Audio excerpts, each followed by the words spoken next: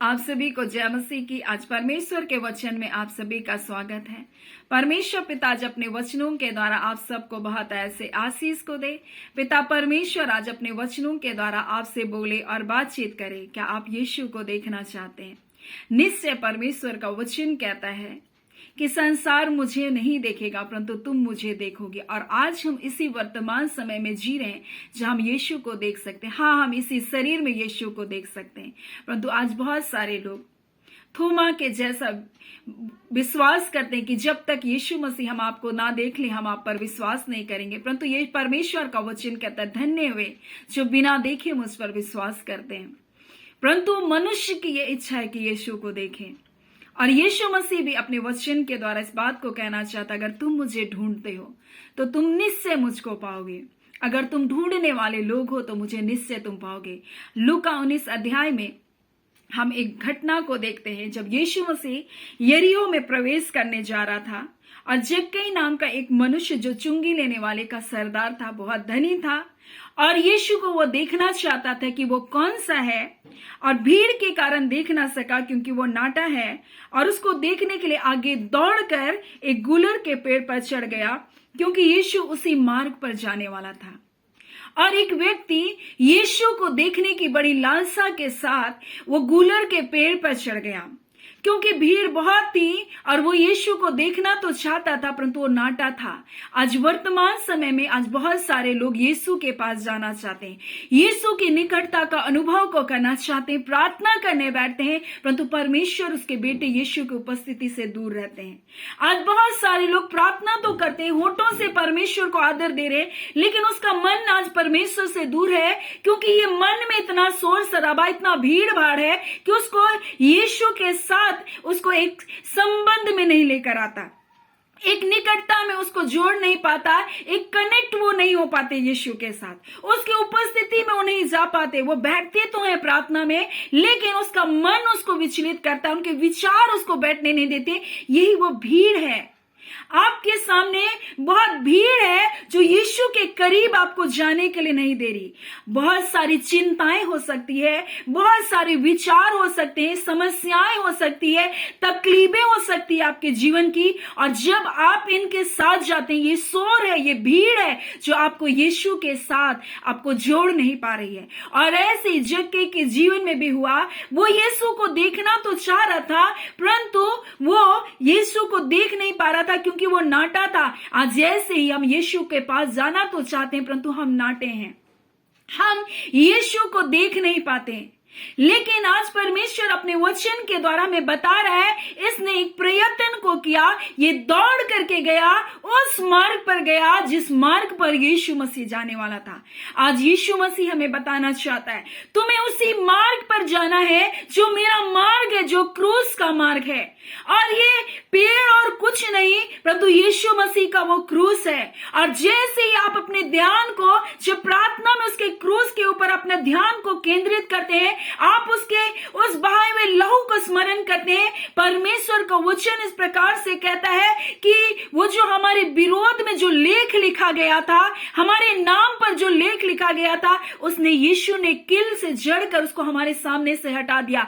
आपके विचार जो पाप में विचार है, जो आपको यीशु के पास जाने नहीं देते, आपके अंदर दोष लगाते हैं, आप जैसे क्रूस के पास जाएंगे, आप क्रूस के निकट जाएंगे, आपको उस दोष भावना से आजादी मिलेगी क्योंकि यीशु का वो लहू है जो आपके पापों को क्षमा करता है। और परमेश्वर का वचन इस प्रकार से कहता है, क्रूस पर बहे हुए लहू के द्वारा उसने हमारा परमेश्वर के साथ मेल मिलाप कर लिया। यानी हम दूर थे परमेश्वर से, हमारा मन उससे जुड़ नहीं पा रहा था, हम यीशु को देख नहीं पा रहे थे, लेकिन जैसे हम क्रूस के पास जाते हैं, उस पेड़ पर जैसे जक्कई चढ़ता है, हम देखते यीशु मसीह ठहर जाता है।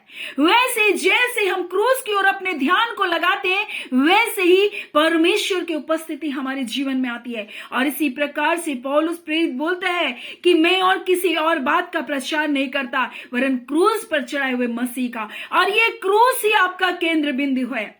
जब आप अपने ध्यान को क्रूस की ओर लगाते हैं, यीशु मसीह को रुकना पड़ता है। और यहां इस प्रकार से लिखा है, जब जक्कई पेड़ के ऊपर चढ़ा, एक प्रयत्न को किया, एक प्रयास को किया, एक फिसलन बड़े पेड़ पर चढ़ने का प्रयास किया, और जब वहां चढ़ा तो इस प्रकार से लिखा है, यीशु मसीह वहां पर ठहर गया और इस प्रकार से कहने लगा, हे जक्कई झट उतर आ, आज मुझे तेरे घर में रहना अवश्य है। और यीशु मसीह को आपके पास आना पड़ेगा। जब आप उसके क्रूस को स्मरण करते, जब आप बोलते हैं, यीशु मसीह आप मेरे गुनाहों के लिए प्रभु आपने अपना एक एक कतरा लहू को बहाया, जब आप कहते हैं प्रभु मेरे हाथ गुनाह किए प्रभु, आज इन हाथों की सजा अपने हाथों पर ले ली प्रभु, मेरे पांव गलत रास्ते पर गए प्रभु, इन पांव की सजा यीशु मसीह आपने अपने पांव पर किल को छिदवाया, मेरे सोच पर इतने गंदे विचार आते थे प्रभु, आपने कांटों का मुकुट को धारण कर लिया, आपने उस लहू लुहान जो कोड़े की मार से सहे हुए पीड़ थे, आपके क्रूस पर जब चढ़ाया गया, यीशु वो दर्द जो आप सह रहे थे, मेरी लज्जा मेरे दर्द को आपने उठा लिया, आपकी बीमारियां, आपकी तकलीफें, आपकी चिंताएं, आपका लज्जा यीशु के क्रूस के पास जाकर खत्म हो जाएगा। और जैसे ही आप उस क्रूस के पास जाएंगे, आप पवित्र आत्मा के सामर्थ को अपने जीवन में देखेंगे, और जैसे आप पवित्र आत्मा की सामर्थ को अपने जीवन में देखेंगे, आप मसीह को देखने पाएंगे। ये पवित्र आत्मा ही, और इसी प्रकार से उसका वचन हमसे कहता है, जब हम मसीह के क्रूस के पास जाते हैं, वो क्रूस हमको वो परमेश्वर के निकटता में, उसके हुजूरी में हमको लेकर जाता है। और इस प्रकार से परमेश्वर का वचन कहता है कि सत्य का आत्मा, जिसे संसार ग्रहण नहीं कर सकता है और ना उसे देख सकता है, ना उसे जान सकता है, परंतु तुम उसे जानते हो और वह तुम्हारे साथ रहता है, वह तुम में ही है, बोलता है। और संसार मुझको नहीं देखेगा, परंतु तुम मुझे देखोगे। और इसलिए परमेश्वर का वचन कहता है कि सत्य का आत्मा आएगा तो सत्य तुमको क्या करेगा? स्वतंत्र करेगा। और इसलिए परमेश्वर का वचन इस प्रकार से कहता है, यूहन्ना 8 अध्याय उसका 28 में, तब यीशु ने कहा, जब तुम मनुष्य के पुत्र को ऊंचे पर चढ़ाओगे तो जानोगे कि मैं वही हूं, और मैं अपने आप से कुछ नहीं करता था, परंतु जैसा मेरा पिता ने मुझे सिखाया मैं वही बातें कहता हूं। और आगे इस प्रकार से लिखा है कि यीशु कहता है, तुम सत्य को जानोगे और सत्य तुमको क्या करेगा? आजाद करेगा।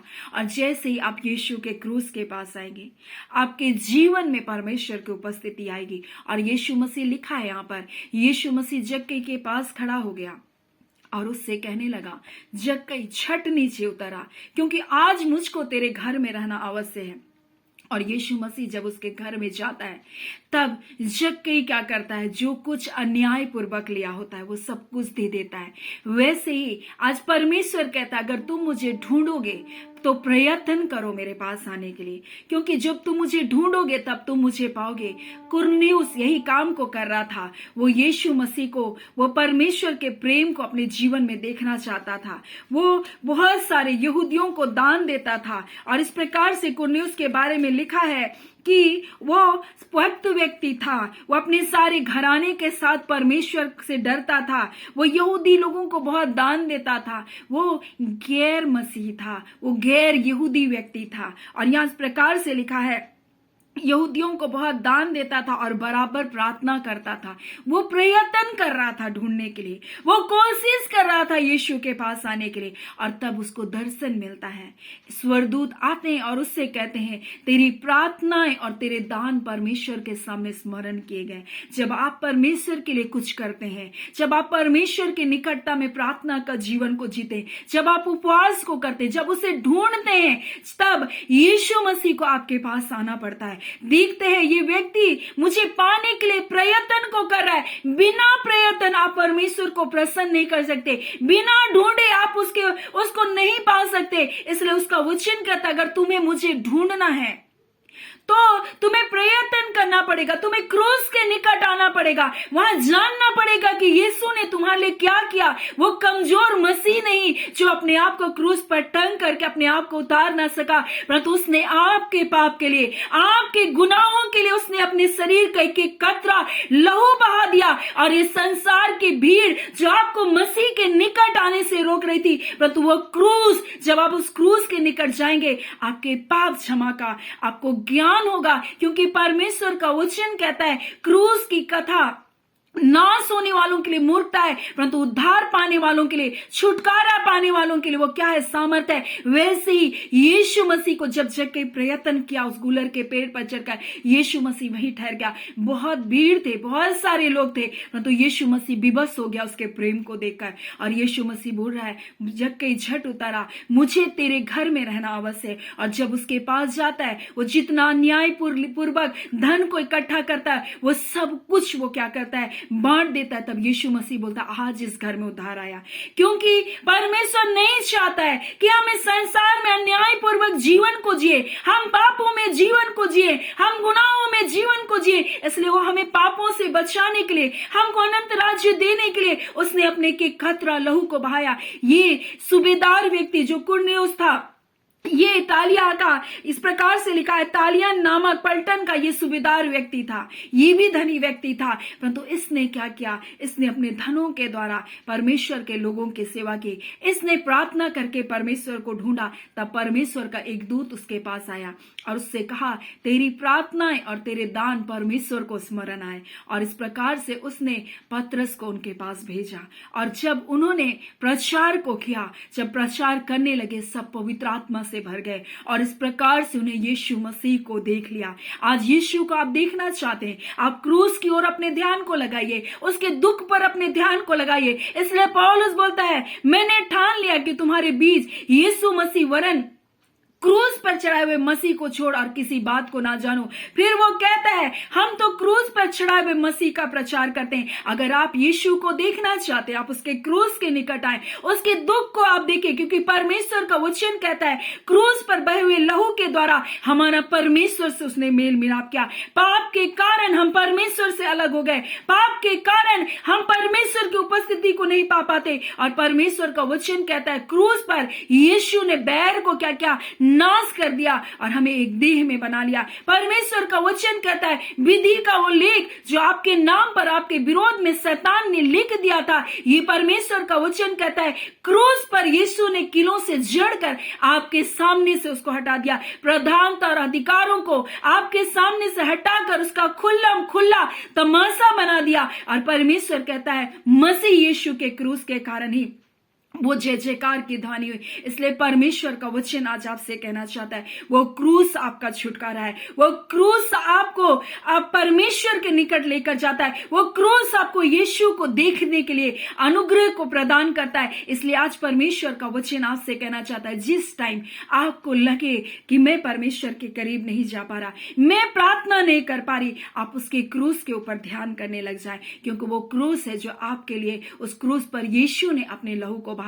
वो क्रूस नहीं जो संसार लटका कर घूम रहा है, परंतु वो क्रूस जिस पर मसीह यीशु लटकाया गया, वो क्रूस आपका छुटकारा कर सकता है। परमेश्वर पिता इन वचनों के द्वारा आप सबको बहुत ऐसे आशीष को दे। आमीन। आइए हम प्रार्थना करेंगे।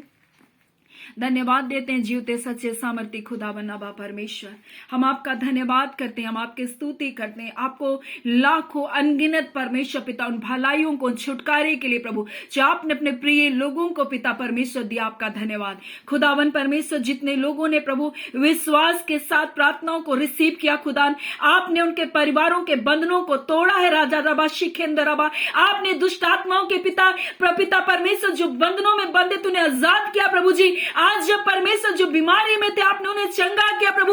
आपने कितने लोगों को छुटकारे को दिया प्रभु, हम इनके लिए आपका धन्यवाद देते हैं। आप अपने प्रिय लोगों के जीवन को चंगा करें, उनके मनों के घावों को चंगा करें, बंधनों को तोड़ रहे प्रभु जी। पवित्र आत्मा की सामर्थ के द्वारा हर प्रकार का अंधकार का बंधन टूटे यीशु के नाम से। आज आपके लोग पिता जो निराशाओं में, दुखों में, परेशानियों में, हाँ पिता क्लेशों में, कंगाली में, बदहाली में, आज यीशु के नाम से उनकी हालात, उनकी परिस्थितियां बदल जाए, क्योंकि विधि का वो लेख जो इनके नाम पर, इनके विरोध पर लिखा गया था, आज हम यीशु के नाम से उसका खंडन करते प्रभु जी।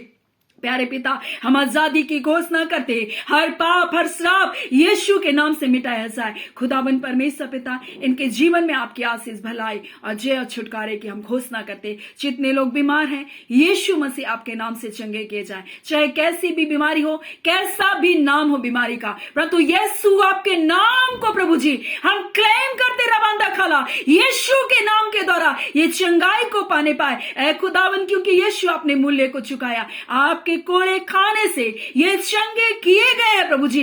बीमारियां रह नहीं सकती है। हाँ पिता परमेश्वर, वो जो परमेश्वर के घाव सूख नहीं रहे प्रभु जी, वो पीप सूख नहीं रहा प्रभु जी, वो जो कीड़े लग गए प्रभु जी, और रबंदा खला यीशु के नाम से इसी घड़ी हम तेरे लहू का लेप को लगाते, इसी घड़ी प्रभु जी ये चंगाई को पाने पाए। हर प्रकार की बीमारियां प्रभु जी जो शरीरों में प्रभु जी, हाँ पिता कैंसर के रूप में परमेश्वर कार्य कर रहा है, ओ पिता इसको डर है प्रभु जी, वो सारी बातें यीशु के नाम से चंगे किए जाए। हर प्रकार का गांठ परमेश्वर पिता यीशु के नाम से चंगे किए जाए। खुदावन से खुल नहीं पाए प्रभु जी, ओ पिता अंदरूनी बाहर एक एक अंगों को चंगा कर। खुदावन जितने लोग दर्द और पीड़ाओं में प्रभु जी, ओ पिता सर दर्द है परमेश्वर, ज्वार है खुदा, यीशु नासरी के नाम से हम ज्वार को डांटते हैं प्रभु जी, इसी घड़ी इनके शरीरों को छोड़कर जाने पाए।